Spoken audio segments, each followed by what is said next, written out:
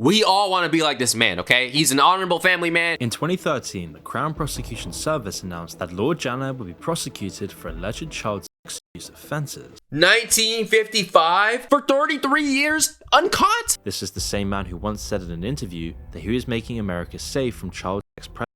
Like, this man just trying to eliminate the friendly competition, bro. I feel like everybody by now should understand that politicians are not the most trustworthy people, regardless of what they may say. Sometimes they commit some crazy crimes, sometimes they do crazy things, or they'll just flat out lie about everything. I mean, damn. So today we're gonna be checking out the most disturbing crimes of politicians. From abusing the children of your supporters to controlling social media companies, manipulating the stock market, and stealing taxpayer money for their lavish lifestyles, here are some of the worst crimes of politics. The fact that politicians or rich people or famous people get away with so much like evasion of taxes is actually crazy. Starting with possibly one of the biggest talking points leading into the 2020 election. In December 2019, a repair shop owner in Wilmington, Delaware was in possession of a laptop that had laid around for some time as the owner of the laptop did not pay or return to claim it. Okay. The shop owner had held the laptop for over a year already, and his repair job was to recover all the data on the laptop. The shop owner started looking through the documents on the hard drive, and what he found on the laptop were emails, photos, and documents that would become the epicenter of a political storm. The documents and emails suggested that Hunter Biden, son of future President Joe Biden, was involved in some very dodgy business dealings. First of all, Mr. Joey B, Hunter Biden, whoever's freaking hard drives this is, you have enough money and enough power to have your own goddamn computer technician. You gave this to a local dude at a shop on a corner street and let him go through your files? I mean, hey, he's lucky to not have found hidden terabytes of cheese pizza on there, though. And while the laptop was Hunter Biden's, there was a lot of evidence on this laptop pointing to then Vice President Joe Biden's involvement. Okay. It was instantaneously clear that Hunter has been leveraging his family name for financial gain. This is known as the practice of influence peddling. Many emails contained a reference to the big guy, which most interpreted as a nickname for Joe Biden himself. The documents pointed to Joe Biden allegedly engaged in an extortion scheme where he was paid through Hunter Biden $5 million in exchange for certain unknown actions. So you had your son doing your dirty work? Joey B, hey, we didn't know you were moving like the mafia. Do you think that he's pulling the strings? I mean, he does look like low-key a threatening dude. As one of the leaked messages from one of the Biden family associates even told Hunter, don't mention Joe being involved. It's only when you are face to face. There's also a leaked phone call between Joe and Hunter in 2018, speaking directly about one of Hunter's business deals, where Joe mentions Hunter is in the clear. Hey, pal, it's Dad. It's 8:15 on Wednesday night. If you get a chance, give me a call. Nothing urgent. Just want to talk to you. I thought the article, at least the thing online, is going to be printed tomorrow in the Times. It's good. I'm not gonna lie, I have a hard time believing that anything regarding the damn president and their son is not like interconnected in some way or some shape or some form. If I'm the president and my son is doing some shady business dealings, I'm gonna be involved in some way or some form. At least in the way of telling, no, don't do that. You're gonna make me look bad. I mean, I think you're clear. And anyway, if you get a chance, give me a call. I love you. Additionally, Joe Biden dined with oligarchs from Russia and Kazakhstan who funneled millions of dollars to Hunter Biden and his business associates. In 2017, Hunter Biden and other associates working for a Chinese company called CFEC created a profit divide plan with the CEFC. This was a Chinese Communist Party-linked energy company, and Joe Biden would receive 10% of the profits, completely compromising his position as the president. Being entangled with the Communist Party of China, Joe Biden even used taxpayer money in Air Force 2 to get Hunter to at least 15 countries where Hunter made business deals to enrich the Biden family. And at the same time, this business genius Hunter Biden was a complete maniac. Drugs, crack, sex tapes, guns, prostitutes, driving 120 miles per hour, prostitutes linked to Eastern European sex trafficking. Biting her ear. Oh, he off that. He hit himself with a little injection. Why are you hitting her with that Mike Tyson? Rings. This is the lifestyle of somebody involved in more than just fraudulent business. Yo, holy chopped, bro. I'm sorry. Brief intermission, please make sure you subscribe to the channel. We're on the road to 40,000 subscribers. Thank you very much. He has nothing to do with business, no business acumen. He's a complete wreck, no discipline, and a fully deranged drug addict. See, if this guy can be an elite businessman, what makes you think that you can't do it too? Take this as motivation. If Hunter Biden, Mr. Coke Biden, can become a successful, rich businessman, hey, we can all do anything in the world. See, this is a big deal, but it was how the president and those who supported him handled the situation that is incredibly alarming. Instead of allowing this story to play out in the public domain, just before Joe Biden was elected to be the president, social media platforms worked together to make sure he would become the president, taking unprecedented steps to limit the spread of the story. Because if this story became widely known by the public, it would completely ruin Joe Biden's chance of ever being president. So soon after the New York Post reported and promoted the Hunter Biden laptop story, Twitter employees elected to prevent its spread as much as possible. And the first thing they did was temporarily lock the New York Post Twitter account, as they were the first ones to break the story, completely censoring one of the most famous newspapers out there, all because this exposed Joe Biden. And this was at the pinnacle of Biden's election campaign. Sketchy, bro. Censorship is weird. Like, I know some people get mad at censorship and they're like, oh, how come I can't say hard R? How come I can't say the F slur no more? But the moment you're trying to censor like hidden information and stuff from getting out. It's a little sketchy. And those running Twitter were primarily Democratic. That's at least what a lot of Republicans would come to conclude. But when Elon Musk took over Twitter, he was able to see reality. While Trump was president, the government and the FBI were paying Twitter millions of taxpayer money to censor and suppress Hunter Biden's laptop story. As the Twitter files put it, the FBI and the intelligence community discredited factual information about Hunter Biden's foreign business dealings both after and before the New York Post revealed the contents of his laptop. And okay, so this was all proven to be absolutely 100% correct, but the FBI just did their shh. Didn't work though, buddy. We're watching this video right now. You're exposed. October 14th, 2020. Additionally, the FBI made requests to mark and dismiss the reports of Hunter Biden's laptop as a Russian hack and leak operation. But it wasn't just on Twitter. This was happening on every social media company. If you spoke about the Hunter Biden laptop story, you would get censored and removed. Here's what Mark Zuckerberg— Yo, Hunter Biden, I'm sorry. I take back everything I ever said about you. Don't come for me and come for my channel, bro. Please. Nah, he's not watching this video, right? I had to say about the censorship over at Facebook.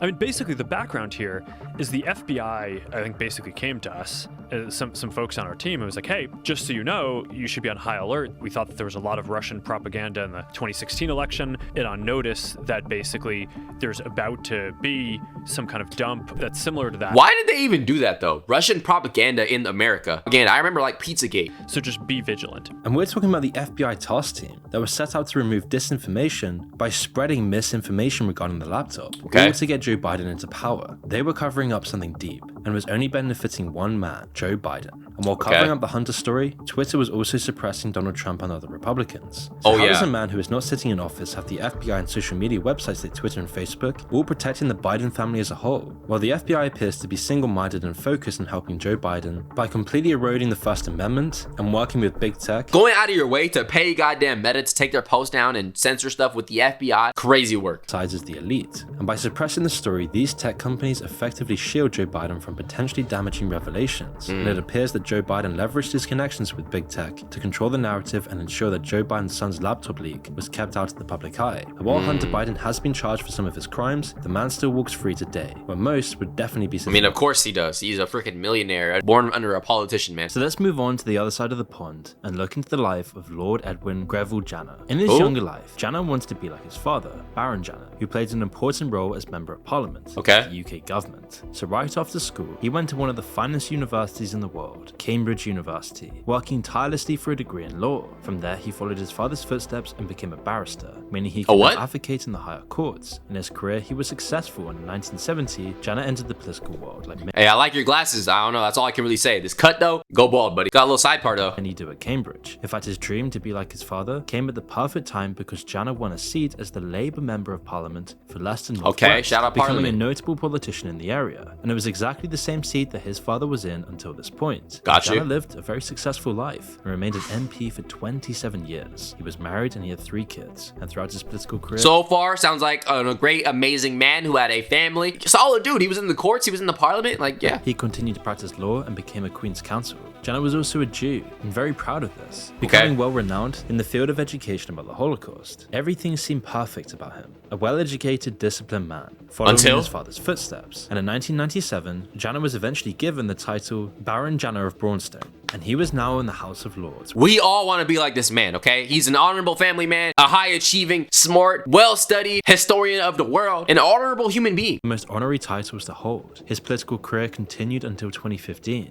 being well renowned for a man who served his country well and gaining the respect of the public. But he wasn't always the honest man that he seemed, and all of this would soon come to light as a police investigation of Janner. What did he lie about? Did he lie about freaking stealing milk from a store? I mean, we all stole something from a store. We all took candy from a store at one point. Became very public. In 2013, the Crown Prosecution Service announced that Lord Janner would be prosecuted for alleged child sex abuse offences, something he'd been accused of before, with his allegations going back all the way to 1950. 1955? Touching kids? For 33 years? Uncaught? He was probably averaging between like 6 and 7 kids per year. How do you guys go without catching this man who's very, very in the public eye, out and about? I mean, this dude is the freaking head of the goddamn parliament at some point. Included in these accusations were 30 counts of sex offences against underage boys between the 50s and late 80s. 30 counts? Oh my gosh, bro. Most of whom were from children's homes in Leicester, the place that he was supposed to be looking after. So how did he get away with this for so long, and how did he trick the public into voting for him? Maybe because his homies were also part of they probably had a whole operation going. Well, it's because he was protected for years. The situation surrounding the allegations against Jana involved vulnerable children and young people who were in a position where they should have been cared for and protected. But while an MP, Jana formed a close relationship with the manager of a children's care home, which allowed him access to the children residing there. Jana then used this as a passage allowing him to have full access to commit severe sexual offences against these children. On 3 previous occasions, he had been accused of sexually abusing boys. But this was a man in parliament versus an average young man. Jana was protected by the halo effect. He had family connections with the elite of England, whilst also benefiting from being perceived as a person to always be good because of his good political reputation. For Jana, people's positive perception of him as a result of his public service and philanthropy made it difficult for them to accept or investigate such serious allegations. So that's why people like freaking Bill Cosby or I don't know, other criminals might do acts of philanthropy like charity or donations so they can seem like an honorable guy and be like, oh, this guy could never do nothing like this, bro. He was a good person. No.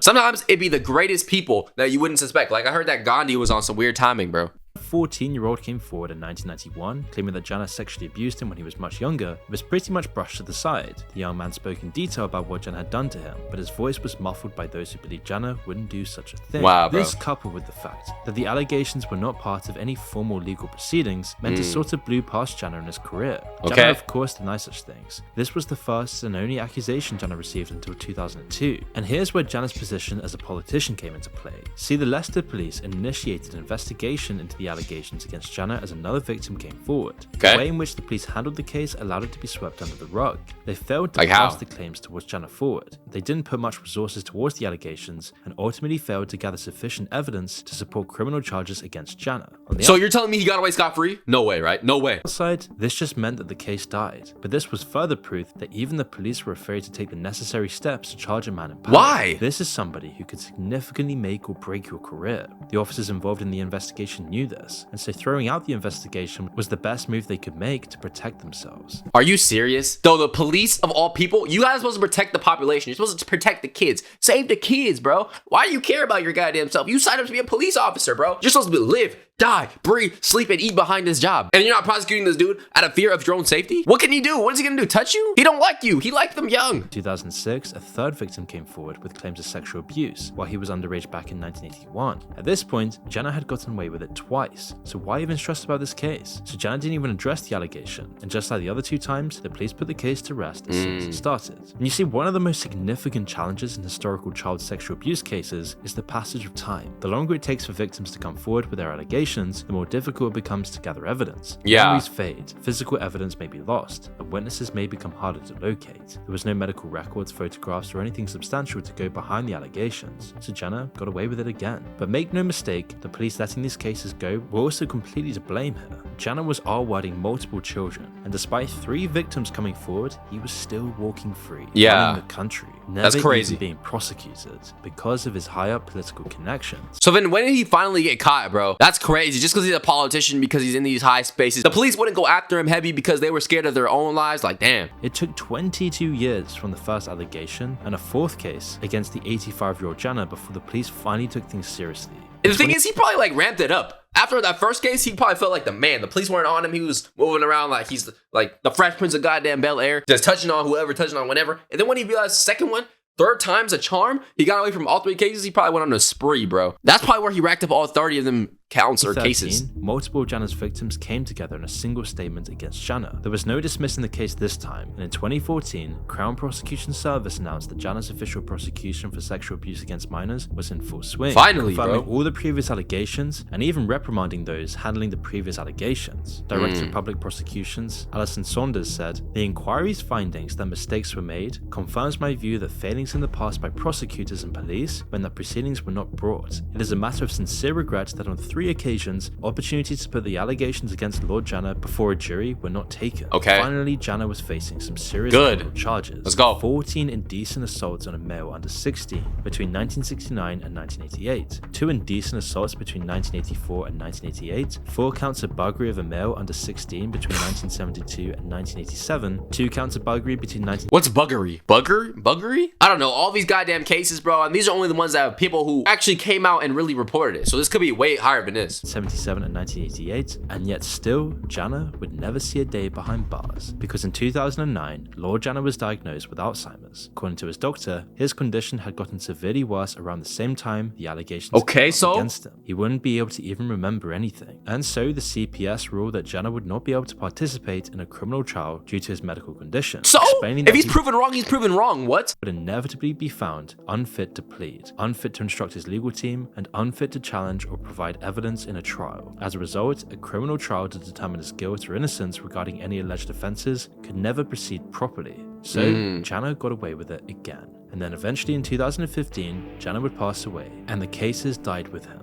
Wait, is that a thing? Like, if you're mentally impaired or something, or you have some type of disability, are you not allowed to, like, be tried in the jury? Are you not allowed to be prosecuted? Do you just get to roam free? I understand not wanting to throw him into the prison system, maybe because he doesn't remember, but, like, I don't know. Is that enough? That 30 victims of his crimes were ready to stand against him, he got away with it. With the right connections, the right charm, and enough power, he could overcome the law. That's However, wild, thankfully, bro. the same could not be said for our next politician, who found himself behind bars for his crimes. What? This is Dennis Hastert. He looks like a streamer, maybe. I don't know. Dennis Hastert. He was born into a farming family and grew up in a rural Illinois farming community. Okay. In 1964, he graduated from Wheaton with a BA in economics and became a high school teacher at Yorkville High School. I like his cut, bro. He got that Elvis Presley going on. In Yorkville, Illinois. His early life was, well, standard. He got married to another teacher in the school. Wait, is this his kid? Why Loki look just like him? Jean Cal, and worked at the school for a solid 16 years before moving on to greater things. Okay. In his younger years, Dennis used to be a wrestler, and in Yorkville High School, he took the position of wrestling coach. Side note, wrestling is probably the most zesty sport you could play, bro. It's too much male touching, too much sweat going on. I seen a dude getting pinned from behind, getting put back and penetrate. Nah, bro. This was a passion of Dennis's. He'd spend hours with his students, take them across the country for competitions, and help the kids who couldn't afford things out of his own pocket. In 1976, his team even won the state championships. He was a father figure to many and impacted hundreds of children's lives in a very positive way. By age 38, Dennis figured he wanted a change. It was time to leave the school and wrestling life behind. He had to run away from it, but he couldn't just quit. He had bills to pay and a wife and 3 children to feed. So while working as a teacher, he started looking at the political world. He started helping out a couple of events and made himself known to some state representatives. In 1980, Dennis ran for Illinois House of Representatives. His first attempt at getting a seat failed, but that didn't set him back. 1 year later, in 1981, Dennis bid for the Illinois House. I'm not gonna lie, a dude who looks like this as my House of Representatives, I don't know, he just looks evil. I'm sorry. Representatives and won.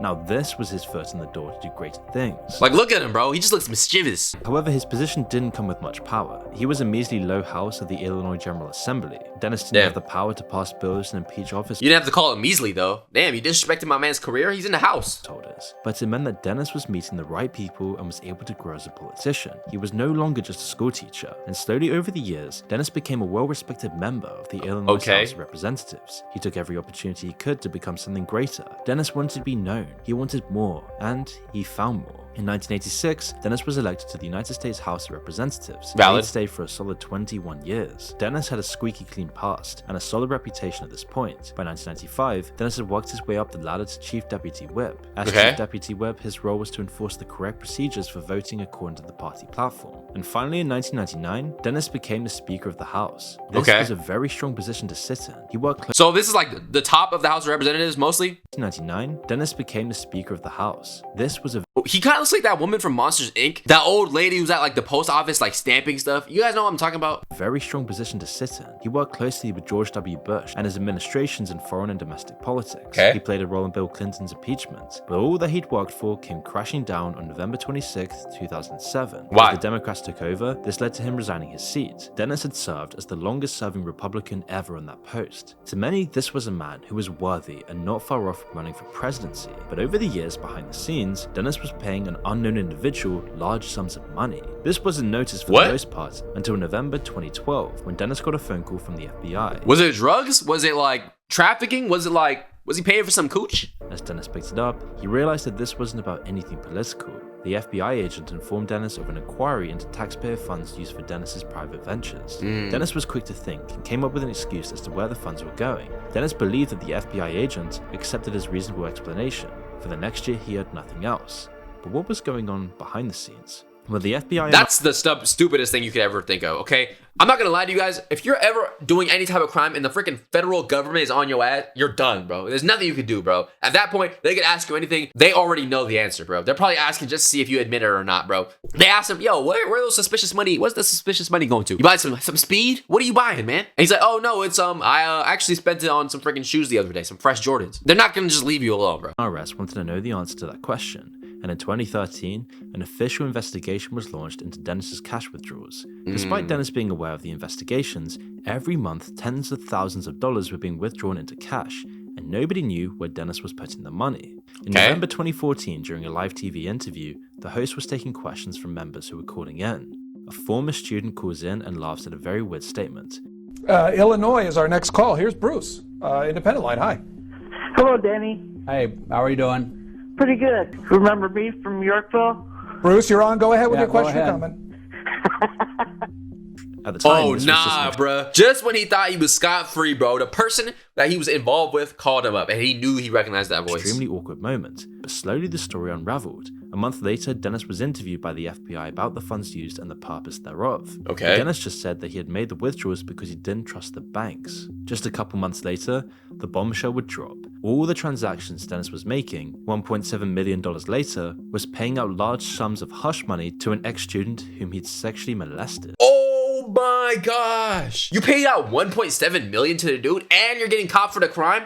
What are you doing, Dennis? What are you doing, bro? FBI's findings, Dennis withdrew $952,000 in cash and paid out a total of $1.7 million to the victim. Holy. This individual was considered a friend of Dennis's, and he'd known and kept contact with the man throughout his life. Soon after the FBI revealed the charges, the Los Angeles Times reported that another student had come forward with the same allegations and corroborated the first accusations. Many didn't believe it and even stood for him. So this man is a repeat offender, bro. So you can never trust a person like this. You don't know them, bro. Like some people who like swear by certain politicians, bro. I always look at them with that smile, that I show speed smile, like, you don't know this dude, okay? He's not your friend. He's not your homie. Even many of his ex-wrestling students made statements and took interviews where they backed the now 73-year-old. But the cat was out of the bag, and multiple victims came forward.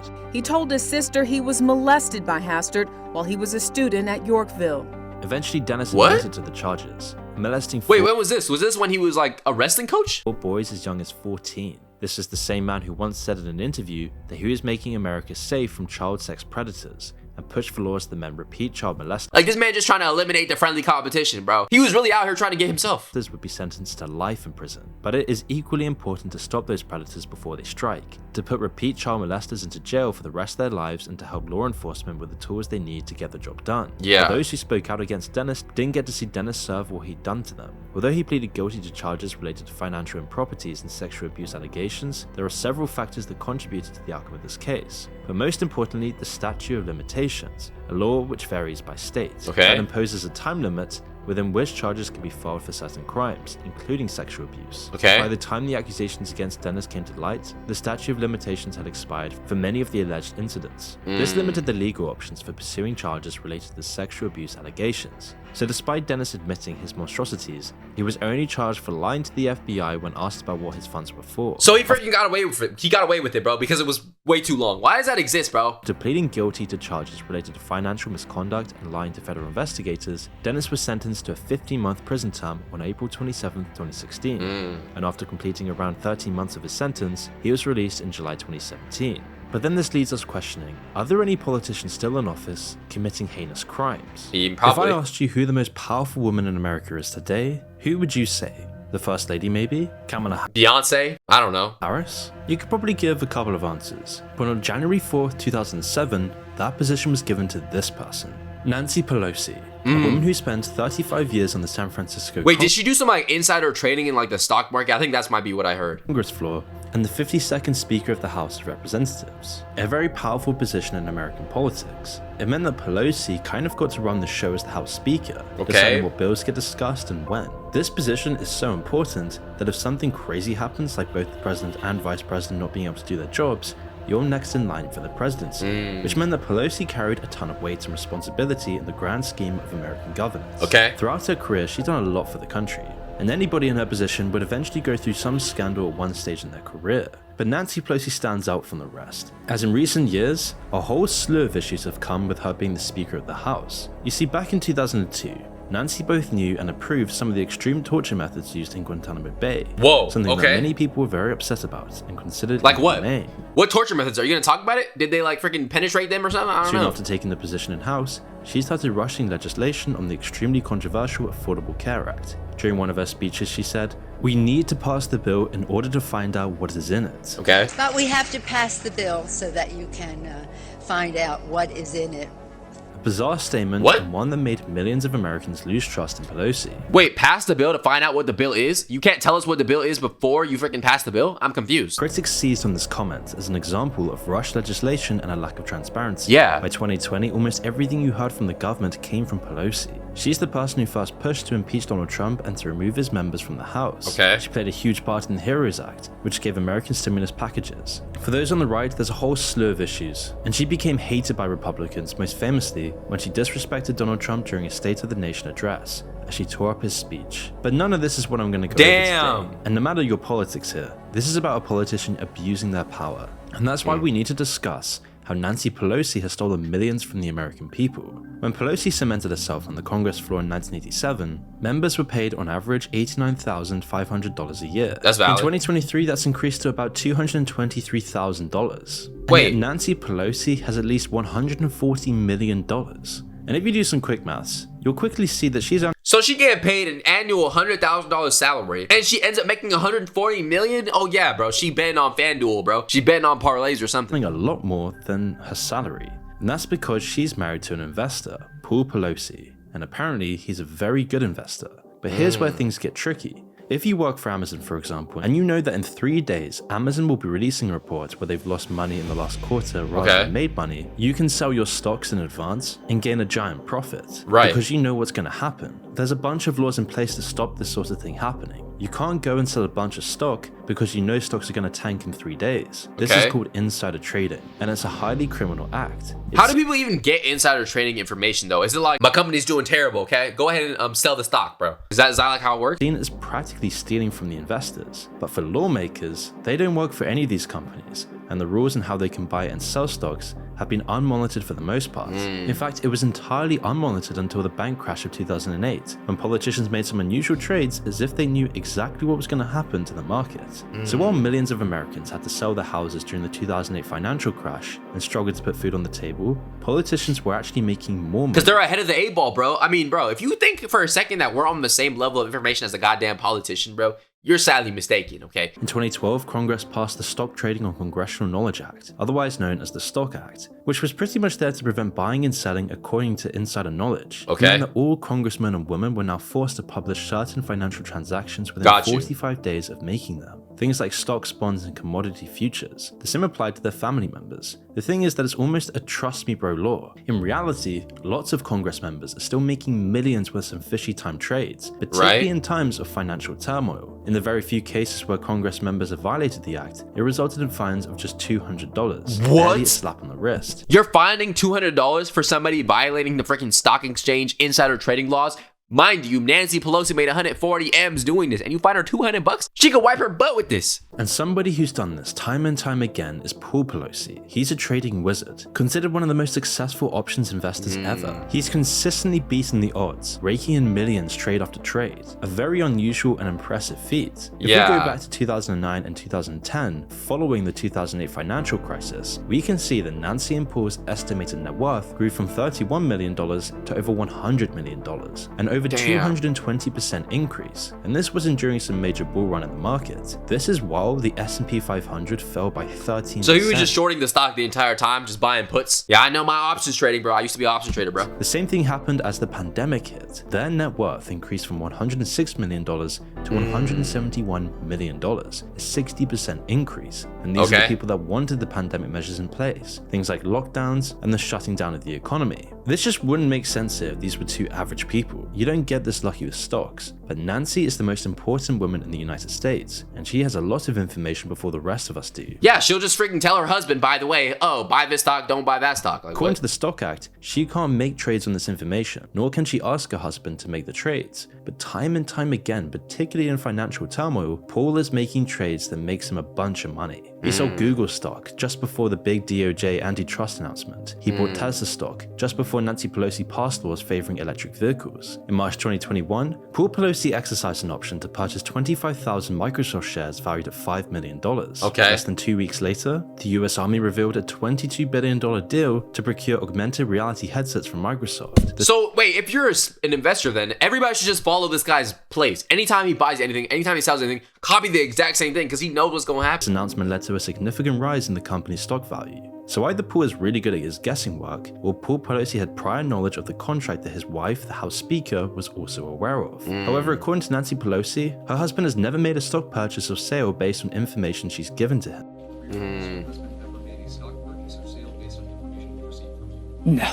No, he couldn't have. Never. No. My husband, dear Paul Pelosi? No, not a single chance. What did you expect her to say? Yes? Like what? Okay. The Pelosi's making money whilst the rest of us bear the brunt of it has become a meme. It's like everyone knows about it, but can't do anything about it. In fact, their investment success led to people mimicking their trades. You can join it too. They named it the Insider Portfolio. When asked about a possible ban on Congress members trading stocks, she said this. No, I don't know to the second one. We have a responsibility to report in the stock, on the stock, but I'm not familiar with that 5-month review, but if people aren't reporting, they should be. She has no care for those she's affecting. She knows that she's been taking money out of the pockets of millions of Americans and putting the money into her and her husband's bank accounts. I mean, hey, they're getting that money by any means possible. Somehow, it's all technically legal. As Martin Luther King Jr. put it, never forget that everything Hitler did was legal. Nancy knew exactly what she was doing, and she's gotten away with it. For years, Americans have tried to end Nancy's gross tactics. One law called the Pelosi Act was even put forward, which Nancy shut down as soon as she could. As Nancy's fellow Democrat Tulsi Gabbard put it, what we're seeing here is the same thing that I saw when I was in Congress. Is this blatant corruption being exposed in broad daylight? The system is rigged. But that's gonna do it for the most disturbing crimes of politicians. Let me know what you thought down below in the comment section. Link me any videos you want me to check out. As always, have a great rest of your day. It's Love You Law. I love you, and I'm out.